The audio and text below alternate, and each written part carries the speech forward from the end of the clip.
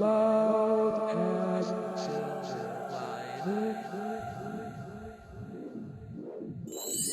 All right, guys, welcome back to Black Ambassadors of Change. Today we have a special guest. That his name is Mike, and we're going to talk about nutrition and how your nutrition affects your overall health. So why don't you introduce yourself? Yes, my name is Mike. I'm a clinical dietitian. Currently work at one of the major hospitals in New York City.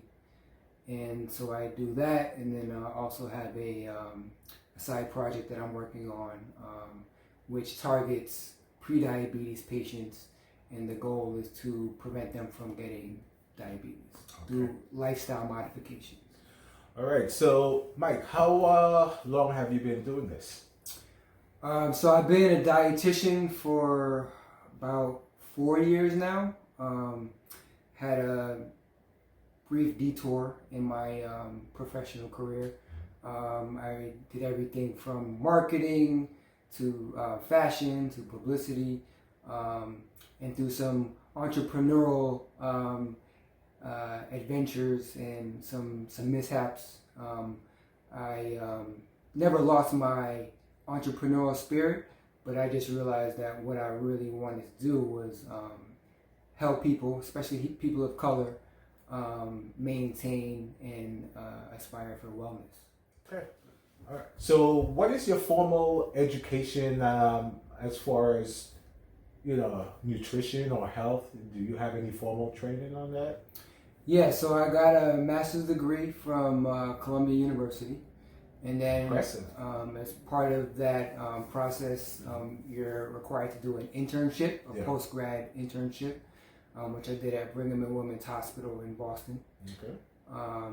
And after that, you go for a exam, which you pass, and then you become a registered dietitian. So you mentioned you started a website. By the way, what's the name of your website? So it's currently a Instagram page right now. Okay.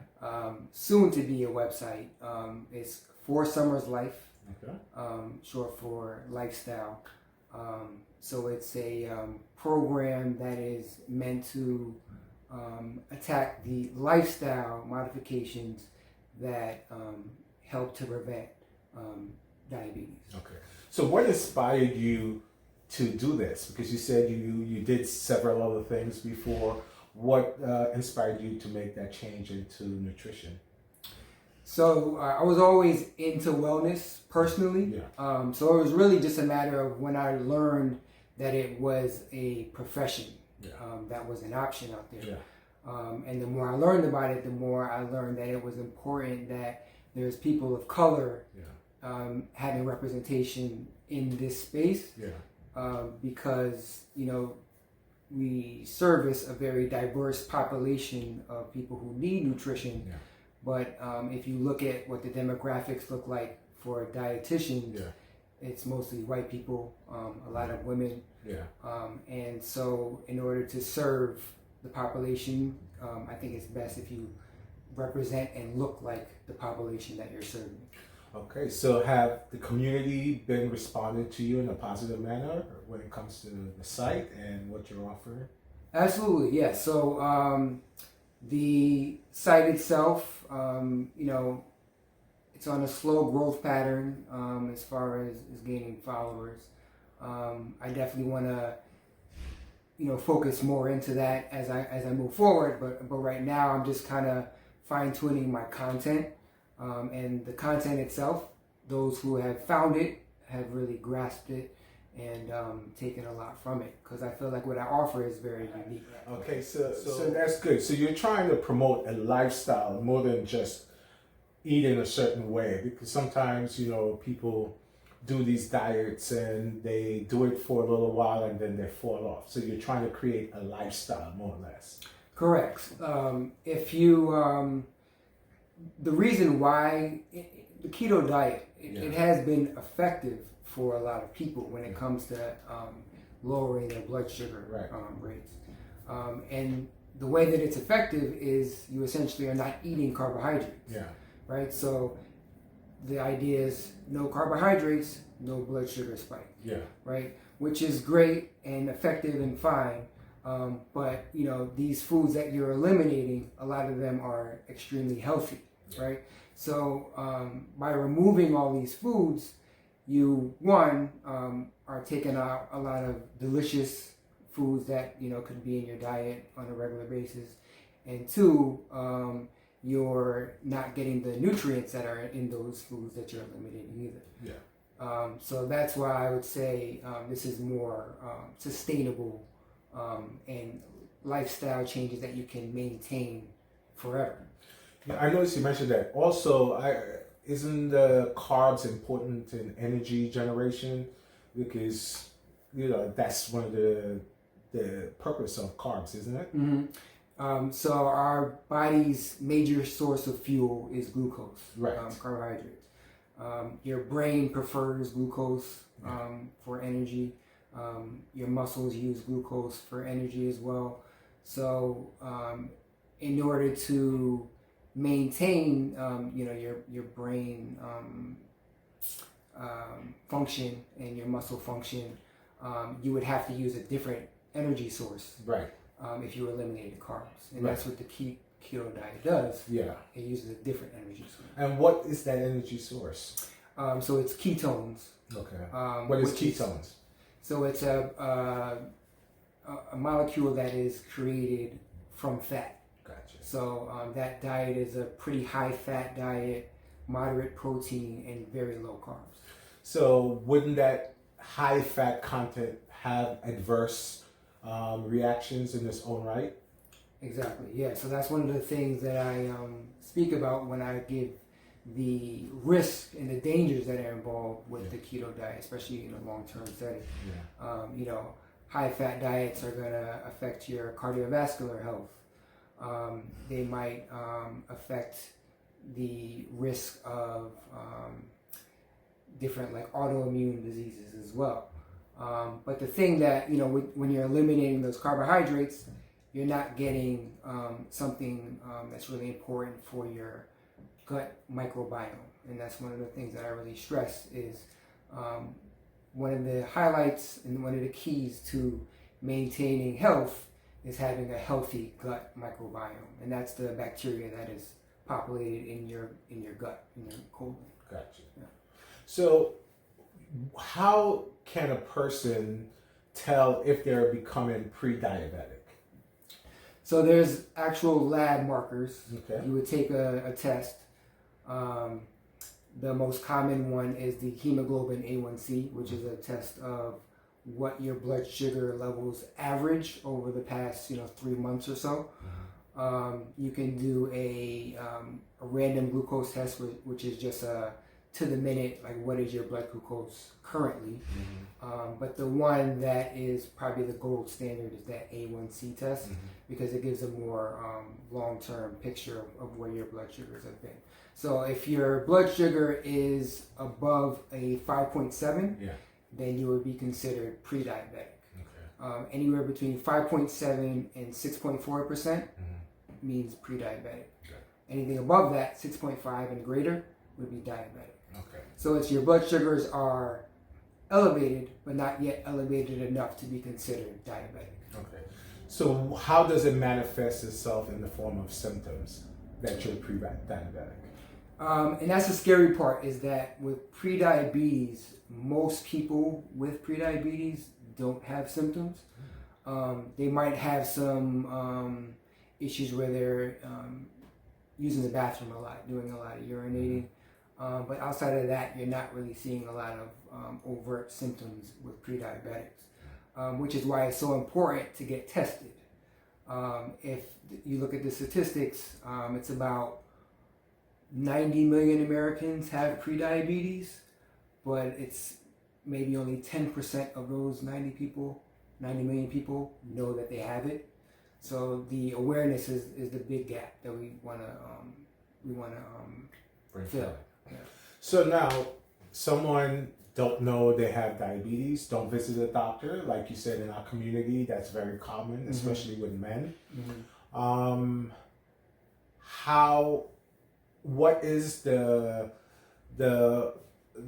result of them not carrying through and going to the doctor and getting the pre-diabetes treated. What is the worst that can happen if you don't get diabetes treated and you let it just go on? Well, not to be like very doom and gloom about it, but if your lifestyle modifications don't happen early, then the chances are you're gonna develop diabetes. And then so there's complications that are involved with diabetes that you want to avoid, obviously, and these are the things that I talk about when I'm talking to clients about why they want to make these changes. For men, impotence is a big thing. There's the risk of nerve damage, and so with a lot of nerve damage, patients will sometimes end up in a position where they have to actually amputate, remove limbs. Eye damage is the big one. It increases your risk for kidney disease as well. So a lot of people, well, most people who develop kidney disease, they need to be on some sort of like dialysis. It was because there was some uncontrolled diabetes that preceded that. Gotcha. So let's talk about the meals now. I noticed on your site that you have prepared meals. Do you package these meals for the ordinary man and woman? Can they call you up and say, hey, I want to order a certain meal? Is it a package or is it sold individually? How do you work that? So that's probably like a long-term goal to get to the point where I'm actually doing like a meal delivery or meal preparation service. Currently, I'm helping people help themselves. Gotcha. So if they come to me and they have pre-diabetes and they want to get started on a healthier diet, because that's one of the components that I stress, I give them not only some guidelines of the types of foods they should be eating, but if they haven't had these foods before, they might need some help preparing these foods. I provide recipes. Gotcha. So a pretty extensive recipe catalog is what I'm building, all with the intent of helping people help themselves, as I said. So do you prepare, I notice you have a lot of pictures posted, do you prepare those meals yourself? So all the meals that you see on my page, well, I would say probably about 90% of those meals were prepared by me. Sometimes I'm out eating in the community and, I want to get food there so I can show people that, this is not something that you have to create by yourself every time. Life happens. We live in New York City, where it's especially difficult to just manage your time. So it's a mix, but I would say most of the meals that you see on my page are prepared by me. Okay, how long does it take to prepare an average meal for you? It depends. I think one of the prerequisites I use whenever I'm creating a recipe is I want it to be easy. I don't want it to be too difficult for people to prepare, because that's a barrier. I want to have as little barrier as possible. So anywhere from, I'll whip up a quick meal in 20 minutes to sometimes if I'm feeling more adventurous and I have more time, hour and a half.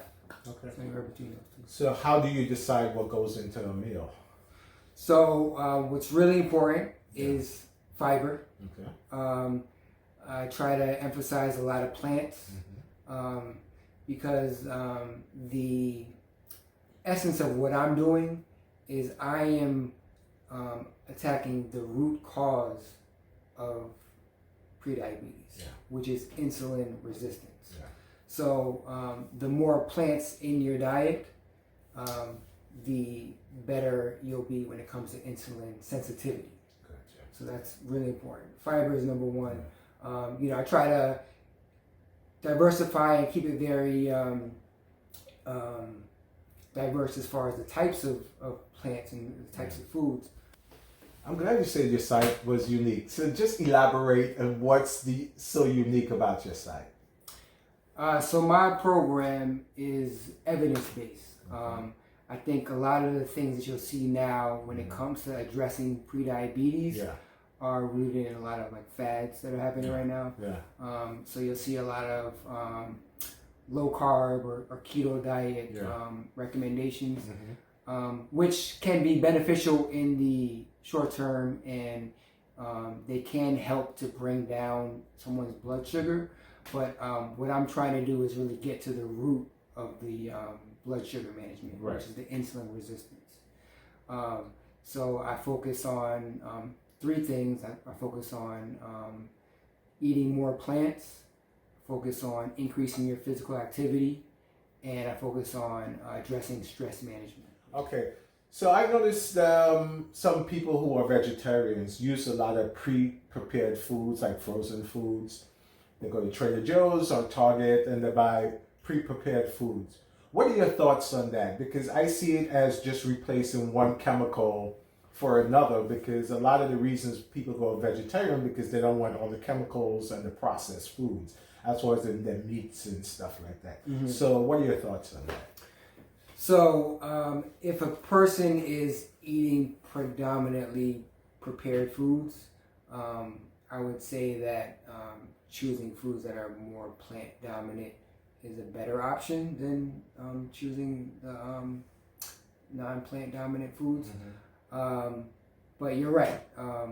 The ideal way to eat our foods is as whole as possible, as close to the root as possible.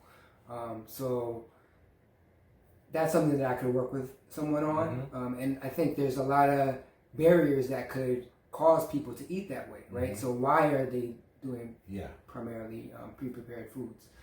Is it a time issue? Is it convenience? Yeah. Is it their ability to create foods on their own from scratch? Yeah. So, as somebody who myself, like if you look at me 10 years ago, that's the way I ate. Yeah. So, I had a path as well. So, I want to carry people in the same way and help them figure out ways to just get to a place where they don't have to be cooking 100% of their meals, but how can we increase the amount of whole foods that you're eating now? Okay. What is the worst food that you tell all your clients to stay away from? So, I probably don't have the best answer for this because I don't like to eliminate or restrict. Okay. I feel like there is room for just about everything. Yeah. But if there's one thing that I would say, there's really no value from this, it would be like the artificial sweeteners. Yeah. The sweet and lows, things like that. Equals. Yeah. So, those foods, while they don't provide any calories, they also don't provide any nutrients either. Gotcha. And what can happen is because those artificial sweeteners tend to be very sweet, you only need a little bit to provide a lot of sweetness, but that doesn't really help your threshold for what you tolerate or what you need to feel like satisfied and that sweetness that people are looking for. Yeah. It can provide that, and that can be then difficult to, if I go to have a bowl of blueberries and I'm used to something very sweet, this blueberries doesn't appeal to me. This doesn't. So it might be a tougher transition until you kind of like wean yourself away from those artificial sweeteners. Okay. I'll ask you the opposite end now. The worst food that you got to stay away from that, it's going to kill you. What food would that be?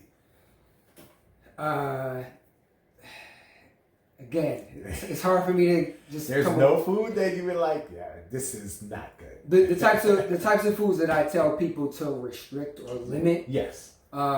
Is really rich saturated fat foods. Yeah. So if you're eating a ton of red meat, that's not going to be beneficial for your insulin sensitivity. It's going to make you more resistant to insulin.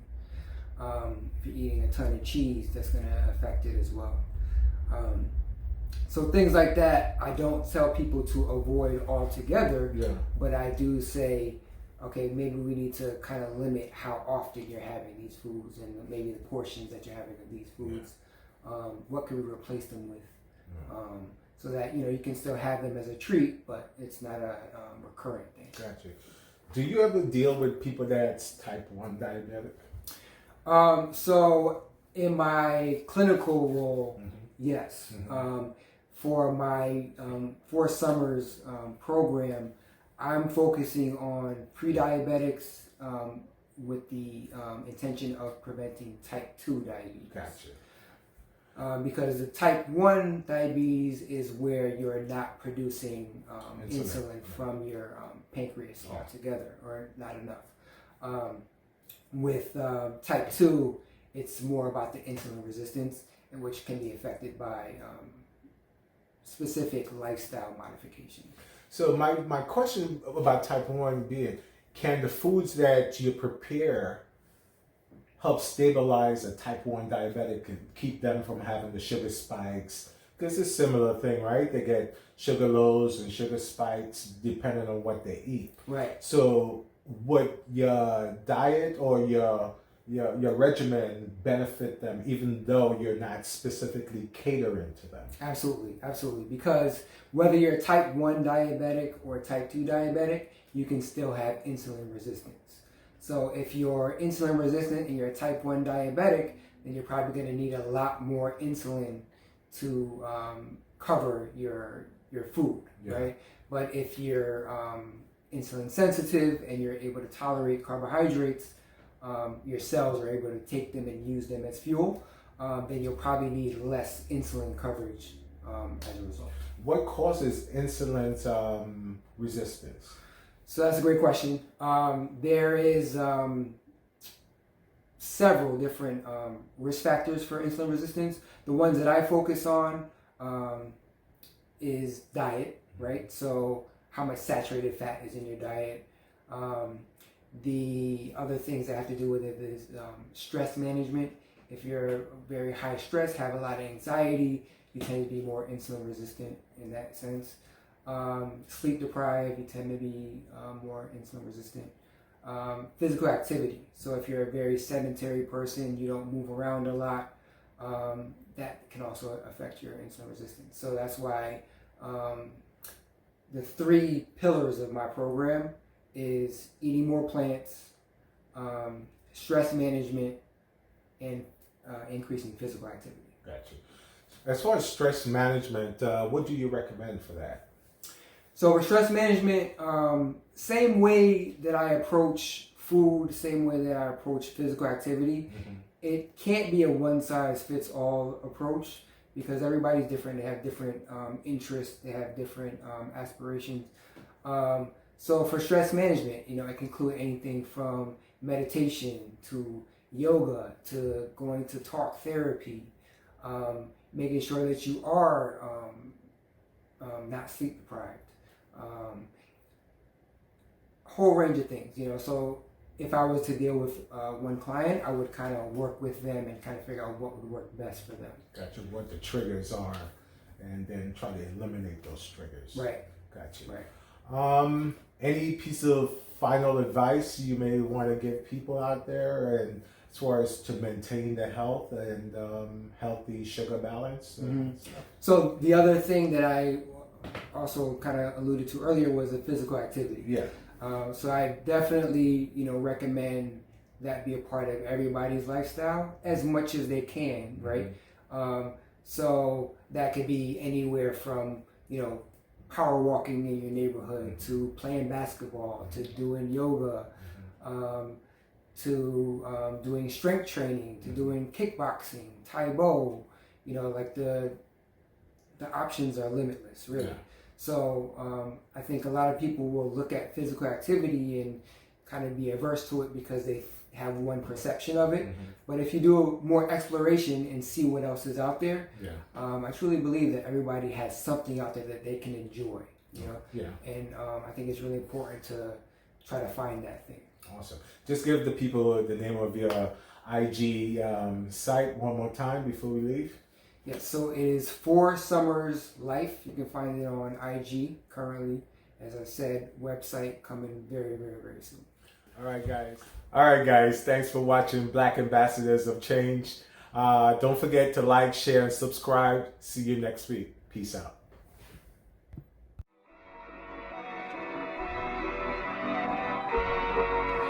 I had to sit you down to talk about it. It shows me a lot from your silence. You told all your friends that I'm violent, but you can quit the cap, no you lying. I had to beat it up to stay inside. These tears are happiness the way you cry. I keep a cold presence up in my ride. I know you want it all, but it's all mine. I can't feel my legs. I can't feel my legs. I can't feel my I can't feel my legs. I can't feel my legs. I can't feel my. Let me tell you about a story about a couple of Zans. I was